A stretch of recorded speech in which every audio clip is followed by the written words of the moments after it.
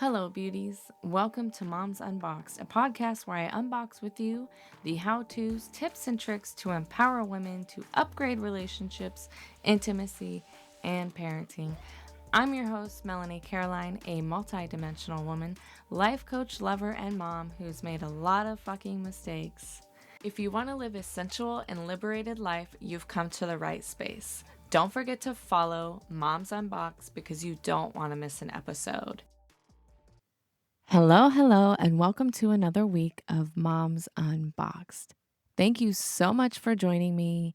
And if you're new to my world, I welcome you to join the Moms Unboxed Facebook group where I will be talking about relationships, intimacy, and parenting on a deeper level, as well as a mix of spiritual healing.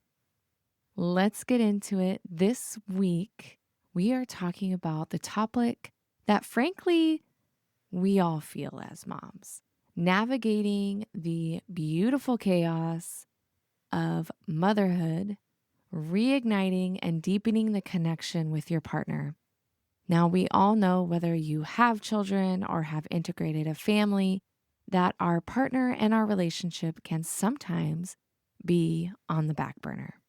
And when we place those things on the back burner, we can often lose the connection with our partner. And when we lose this connection, we crack the foundations that we have with the person that we love.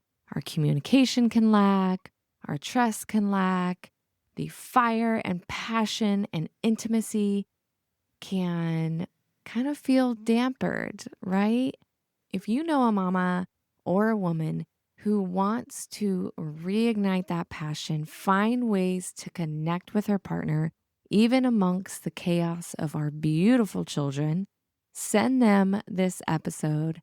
I have no doubt that these tips to connecting and reigniting that sensual desire with their partner is going to help them so incredibly much that I cannot wait for you to share this episode. So let them know to come listen to Moms Unboxed. Okay, let's get to unboxing. So I know and you know that after several years of a relationship, things are not quite the same. We're not going on as many dates as we used to. We're not being as flirty. We're not sexting. We're not perhaps even getting in the bedroom and having sex, as often as we used to. And I was married for 11 years. Well, I was married for 9, together with my husband for 11. And I came into the relationship with a 2-year-old.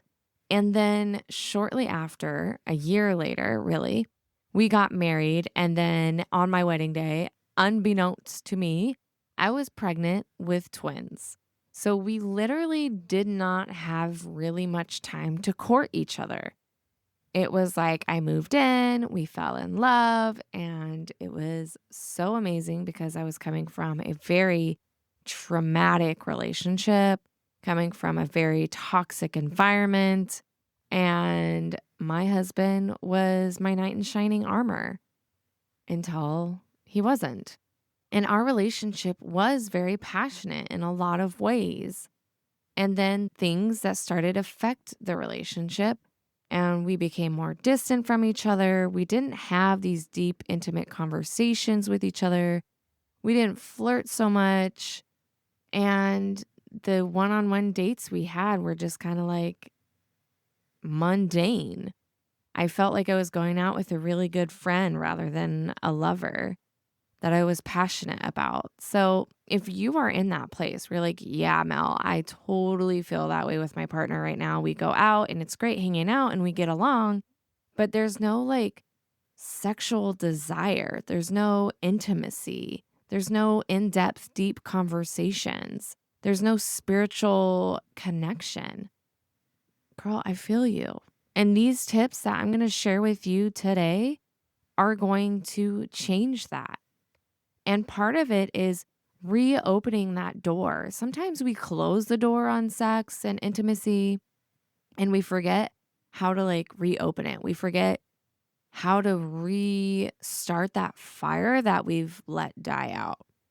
So you're going to be able to restart that fire and get those coals going again. And it's really up to you and your partner of how you want to amplify these tips, how often you want to work on these things so that you both can start feeling that passion again.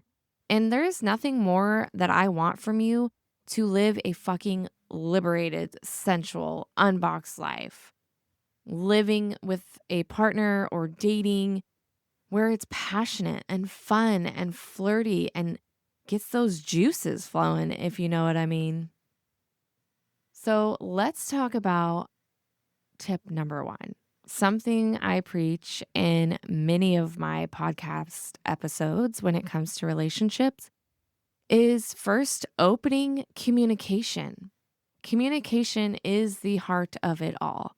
If you're not communicating, if you're not connecting and taking time for each other to talk about things beyond the bills, chores, the careers, the household, all the shit that you like have to do that you have to talk about, like set those things aside and make time to expand and peel back the layers like an archaeological dig into your partner's soul. Talk about the fears and vulnerabilities that your partner is experiencing. What keeps them up at night? What causes them anxiety? When you are vulnerable with each other, you build that immense trust. You open up with each other. You talk about childhood traumas, limiting beliefs, narratives that your partner has been carrying with them. Because when you talk about these deeper fears, when you are more vulnerable with each other, you understand how your partner ticks. There are things around childhood stories and wounds that shape how we behave as adults. And if we don't uncover those things, we live with them forever. Part of our human experience here on this earth is to uncover those things and evolve and heal as a individual. And the beautiful thing about having a relationship, having someone to share those things, they get to be that support system. They get to help you uncover things and help you identify, oh, I see that because you get defensive all the time, it's because you always felt misunderstood during childhood. Partners are there to help you make correlations and connections, to be the observer. And we have to be open and honest with ourselves and be able to receive feedback from our partner in order to uncover those deeper layers, to be vulnerable. And in order to be vulnerable, you have to be a safe person. You have to be a safe person for your partner to illuminate their vulnerable and authentic self, and vice versa, right? In order for you to open up to your partner about deeper layers of yourself, your partner has to be a safe person to go to. So that's where to start is like, are we safe for each other to open up in this vulnerable, expansive way? Can we share our childhood stories and wounds? Can we share our limiting beliefs and triggers? Are we able to do that for one another? So start there. Ask each other, like, can we be safe for one another? And if you are, why not have these deeper, more intimate conversations? Because I bet you there are things about your partner that you don't know about because you haven't really had these open conversations. There are always so many layers to who we are, And we get so bogged down with children and careers and our to-do list that we oftentimes forget to understand our partners and take time for them, to see them, to hold a space for them, to express their feelings, to express their desires and dreams. What is it they truly desire? What turns them on? What makes their heart sing? And again, this goes back, are you willing, open, and safe enough for your partner to come to you with their fantasies? Maybe they do have a fantasy of having a threesome or playing with new toys or getting spicy, like livening things up in the bedroom. Maybe they do feel like the energy in the bedroom has just kind of been lost by exhaustion. So think about that. Are you open to your partner's desires and fantasies? Or are you going to shame them and guilt trip them and judge them? And like I said, this is all vice versa, baby. So make sure that your partner is a safe person so you can share your desires and fantasies with them. Because there is nothing hotter than people coming together to communicate and have an intimate conversation around, what do they dream at night? What are they fantasizing about? What turns them on? What gets your juices flowing? I want to know these things about my partner. And we have these conversations quite frequently about, like, what do we like?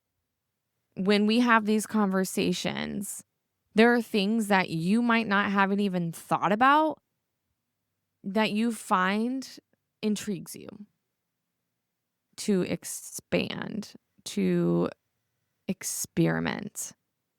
So think about that. How open are you both with communicating fears, desires, dreams, childhood stories, limiting beliefs, triggers? Because this makes up an entirety of a person. We are so much more than the roles we play. We are so much more than being a mom, being a father, being a career woman, being the gal that cooks and cleans and goes grocery shopping and the housewife, right? We are so much more than that. And there are things about yourself that you might not even understand. We're exploring those parts of ourselves more deeply.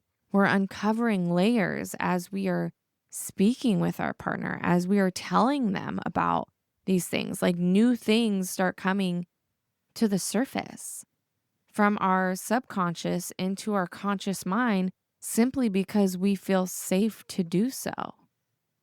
So communication is so fucking important in a relationship. It goes far, far beyond all the mundane conversation that we have, like the bills and how much money is in the bank account so that we can go on this trip. Most of my marriage became about those topics. That's what we talked about. And that was not holding me. I knew that there was so much more conversations to have about the universe, about religion, love, compassion, about the world that I wanted to have. I wanted to have these deep, intimate conversations, and I want you to have them too.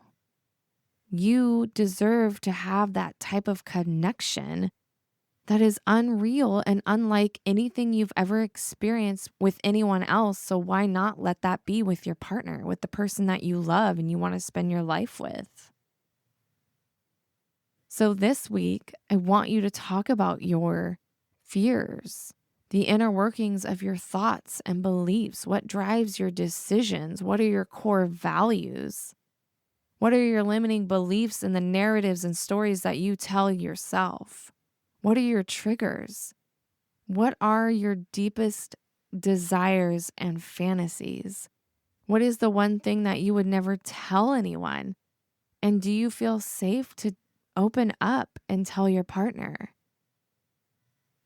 Because when we communicate, when we dig into those deeper layers, it's like a flower blossoming.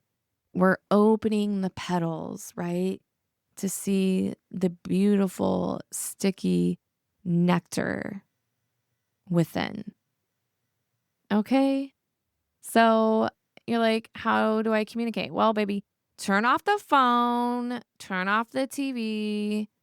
Don't be doing chores or cooking dinner. Wait for the kids to be in bed and listen. Create dedicated time for each other 15 to 30 minutes, a week, even if that's all you can manage. This doesn't have to be feeling like a chore. It shouldn't feel like a chore, right? This should be something that you're looking forward to. Oh, it reminds me of that movie. Oh shit, what is it called? Uh, where they had twins. Oh, The Change Up, right? Where the husband and wife are literally scheduling coffee time so that they can have conversation. Like, and it became a chore, and half the time the husband forgot and the wife obviously remembered. But it doesn't have to be like that unless scheduling actual one-on-one sit-down time is the only way that you guys can make time for each other, and if that's the only way you make time for each other, that's a sad reality in my opinion, and I hope that's not you. But if it is, and that's what works for you, that's what works for you. I just hope that you guys can connect in more ways than like scheduling for each other as if you're a to-do list or a chore, because we're human beings. We're not chores, right? So making sure that at home, make it fun. Like set out a bottle of wine, cut up some fruit, make a dessert, make this like a special time for you guys to like, hey, we're going to go beyond just our regular communication. I want to sit down with you, stare into your eyes, practice mindful listening so that I can get to know you even more than I already do. Because here's the thing, you can be together for 5 years, 10 years, 15 years, 5 months, 3 months, whatever. People evolve, right? People shift all the time. So, in order to be included in these changes that your partner is going through, and the things that you're going through, having regular sit down, intimate conversation is necessary so that you can both be growing together, shifting together, understanding what you're going through. It's a beautiful part of being a partner with someone is you get to be that person. Okay. So let's talk about number 2. Undistracted presence and playful flirtation. Yes, I said it. Flirting. When was the last time you actually flirted with your partner?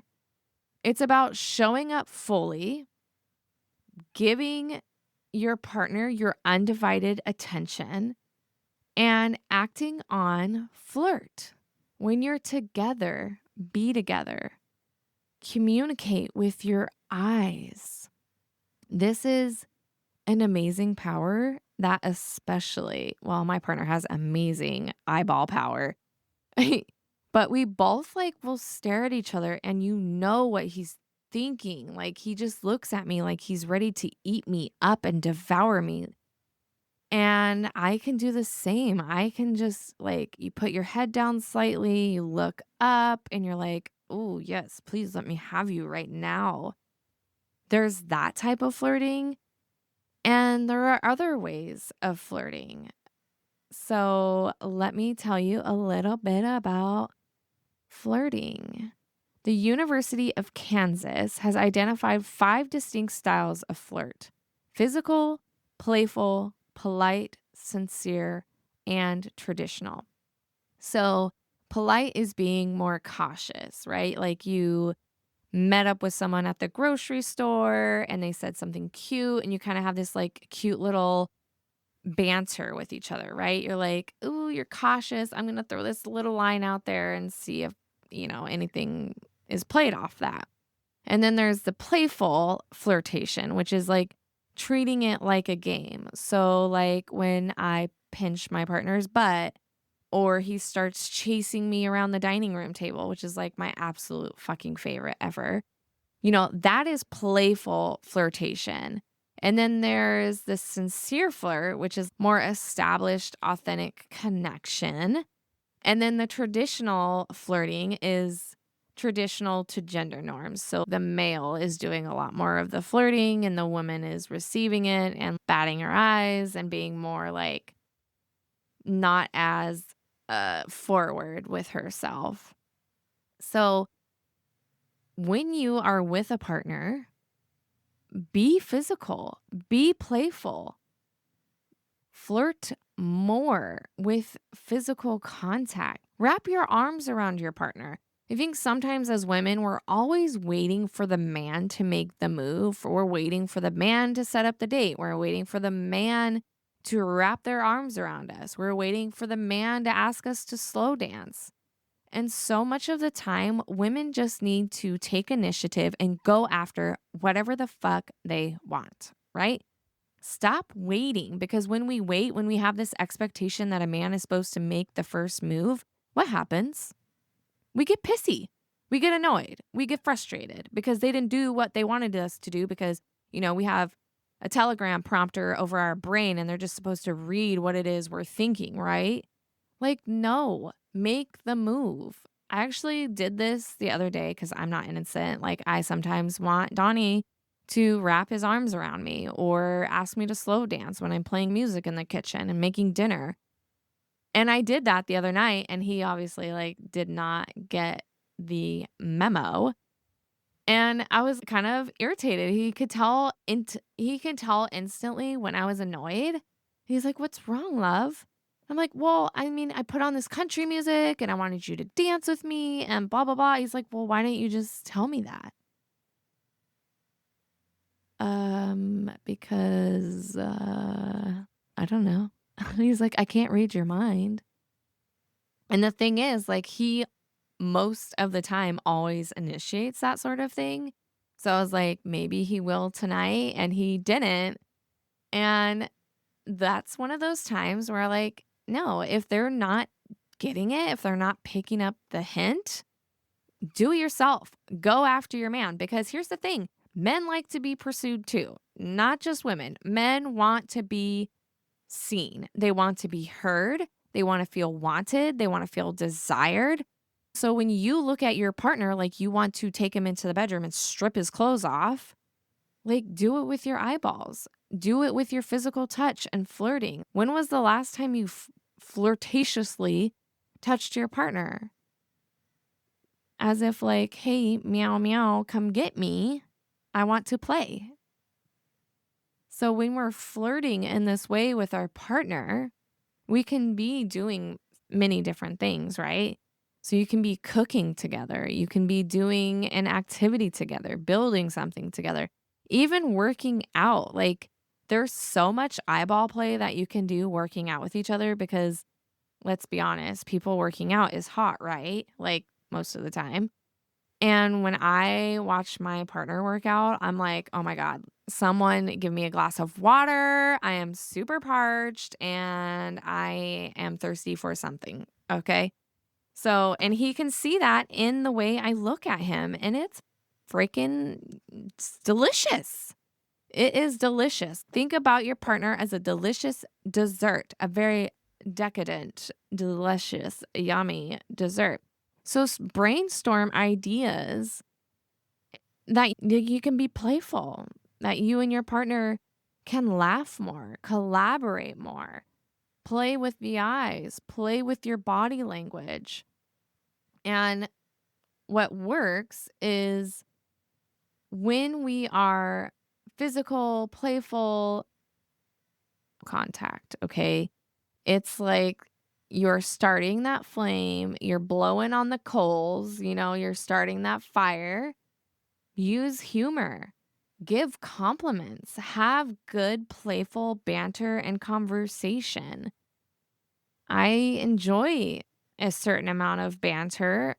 Donnie enjoys a lot of banter, sometimes to the point where, like, "Oh, okay, you're like hurting my feelings. That's not the type of banter I want to be doing." And it's all play for him. So just make sure that you're maintaining the type of play and banter that's actually attractive to your partner. There is nothing like trying to play and be flirty and make jokes that aren't just so funny to your partner, right? Like making sure that your guys' style is meshing and that you both are finding it just as fun. This is going to ignite so much laughter and fun experience.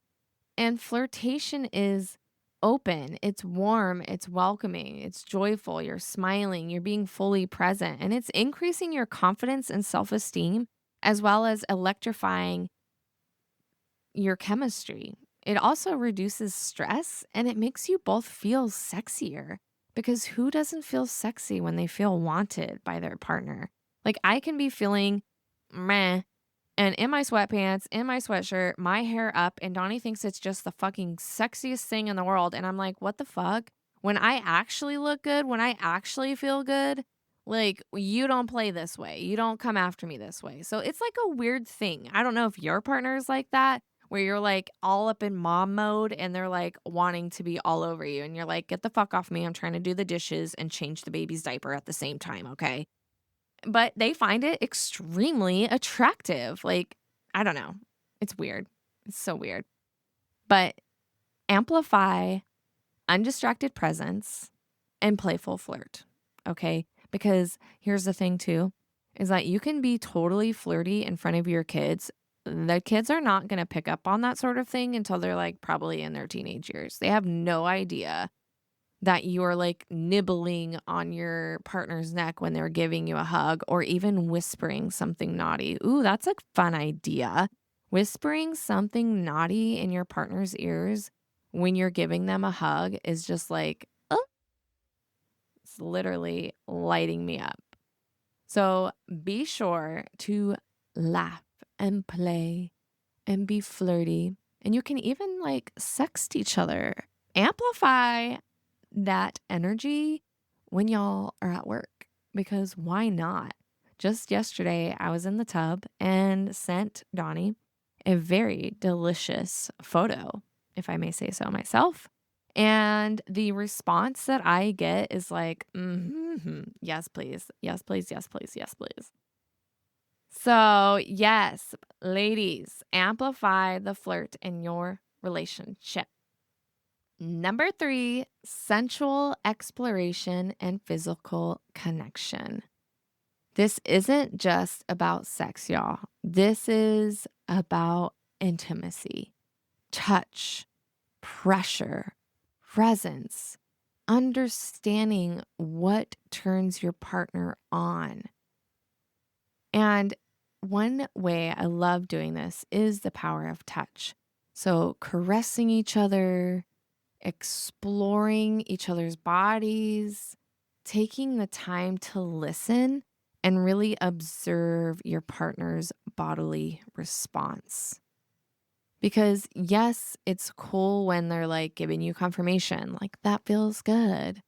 But what's even better is when their body shudders or quivers or gets goosebumps or like they press into you even more because whatever it is you're doing is turning their body on.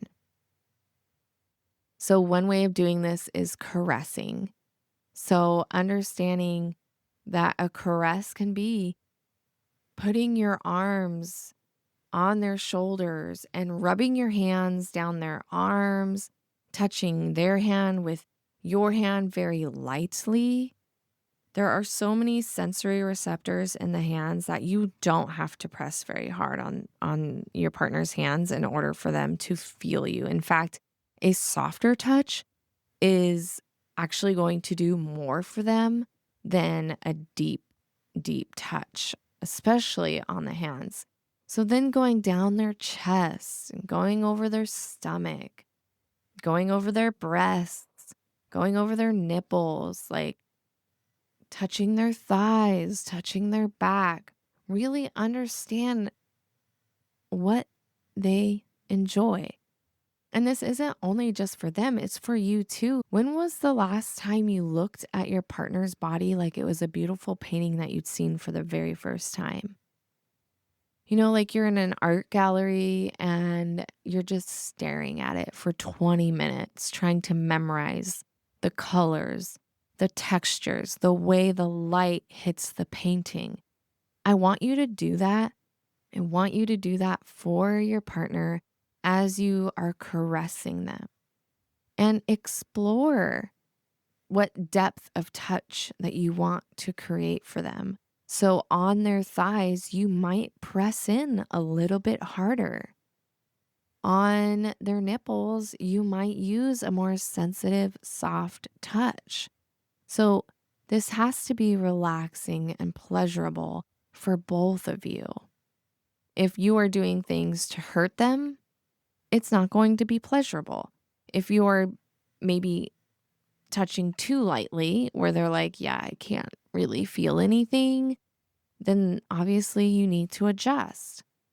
So, sensory awareness is also another beautiful way to stimulate arousal and have a sensual exploration experience. So, I want you to go to Lovers, and perhaps you already have sensory toys to play with.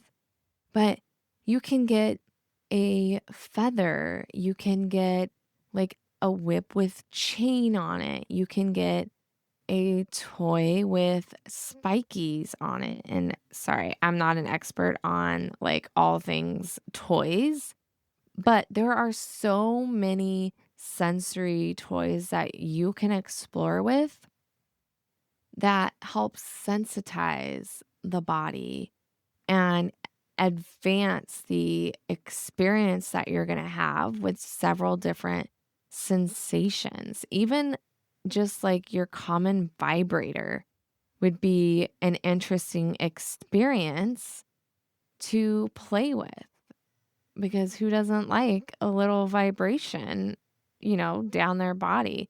So there's so many different ways that you can explore each other and aliven that fire, the physical connection that you both may have been lacking. So, making sure that you are doing things that arouse them, that stimulate them. Even though, ooh, I like even candles. So, if you get a massage candle, you can even drip some wax down their body and see how that experience is for them. So playing with like hot and cool. So using an ice cube down their thigh. How does that turn them on? What is the response that you receive? And it's like a really fun game, right? You get to explore your partner in ways that perhaps you haven't explored each other before. And you get to understand, like, if you blow on them, what is their response? If you use hot air down their spine, what is their response? We recently just got a like electromagnetic toy that like literally you receive like electric stimulation. Donnie enjoys that. Fuck no, you're not using that on me, because I don't like electric stimulation. Like, I like a lot of things, but not electric stimulation. So there might be things that your partner enjoys that you don't. That doesn't necessarily mean that you can't use it on them. You don't have to use it on yourself. So don't be one of those couples that's like, well, if I don't like it, we can't get it. Because we are all unique. We all enjoy different stimulations. And it's important that you're supporting your partner and what turns them on just as much as it is for you and what turns you on. So, arousal and stimulation in sensory play is so hot. And like I said, it doesn't have to be about intercourse. It can be just like, hey, we're going to have a date night. And we're going to have sensual exploration and physical connection in a way that we haven't done in a while. I want to experiment. I want to see what mysteries that I can uncover within you by listening to your cues, looking at your body language, igniting that passion within each other. That is going to create such a deep connection with your partner, even when it's paired, especially when it's paired with deep conversation about your desires and fantasies. Okay. Promise you, this shit's going to work because honestly, on a psychological level, this is all going to release oxytocin. And we all know that oxytocin is the best hormone for feeling good. And they call it the cuddle hormone. So it's just going to be a powerful boost that's going to build trust and connection. And it's going to create this very unique, beautiful bond between you and your partner. Number 4, breathing together. I love breathing with Donnie. It is so intimate, so sensual, and it does so much for our nervous system and our way of connection. You can do this with clothes on, with clothes off. Of course, I'm a huge skin to skin fan. I love connection, skin to skin, even if it has nothing to do with sex. So I'm always about a beautiful pairing of skin to skin and breath work that is beautiful, it's simple, and it's an incredibly profound technique. So what it is matching your breath with your partner. And how you do it is, like I said, I'll teach you skin to skin, but you can do this with even your clothes on. Donnie and I do this all the time with our clothes on, even when I'm feeling dysregulated. And we just need that like 2 minutes of deep connection just to slow our breath down. Like I said, this is going to regulate your nervous system. It's going to create an opportunity for you to de stress and recenter and just come home to each other in the midst of your busy life. So, do this skin to skin. You can lay on top of your partner. You're straddling each other, you're laying on top of your partner, or you're standing up and hugging. What's important is that you are chest to chest and that you're able to feel each other's lungs expand. So you're in position, and what you're going to do is start inhaling and exhaling together. Now, there is no conversation of like who is going to be the lead. It's that the cool thing about this is, can you match each other's breath in an organic way? You both be in sync with one another.